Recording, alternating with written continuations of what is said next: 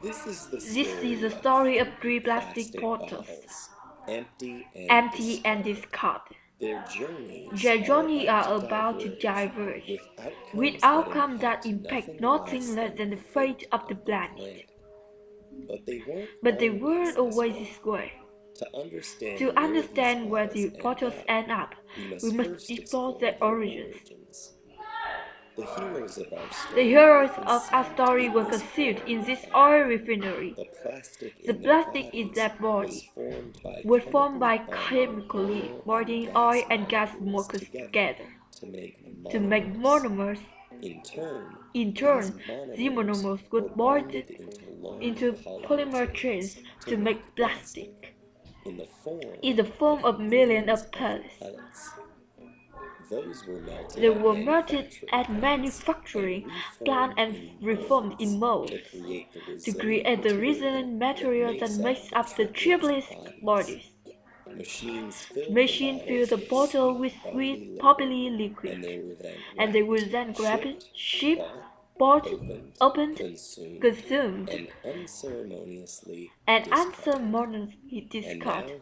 And now here they lie, poised at the edge of the unknown.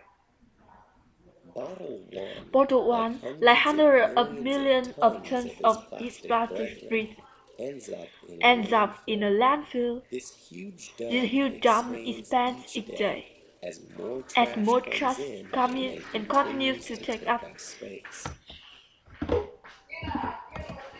As plastic sits there being compressed among layers of other junk, rainwater flows through the waste and absorbs the water solute compound it contains, and some of them are highly toxic.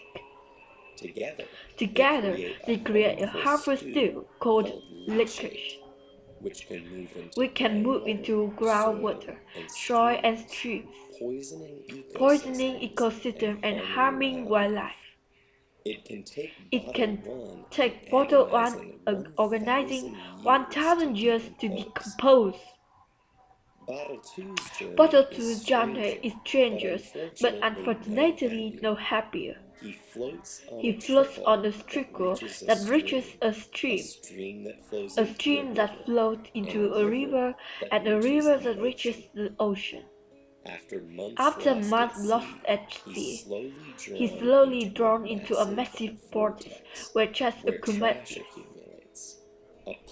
a place known as the Great Pacific Garbage Patch. Here the ocean currents have trapped millions of pieces of plastic debris. This is one of 5 plastic-filled graves in the world sea.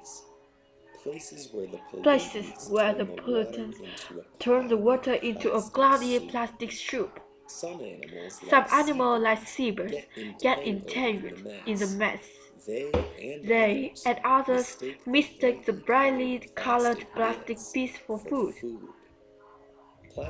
Plastic makes them feel full where they're not, so they starve to death and pass the toxins from the plastic up to food stage. For example, it's eaten by lanternfish. The lanternfish are eaten by squid.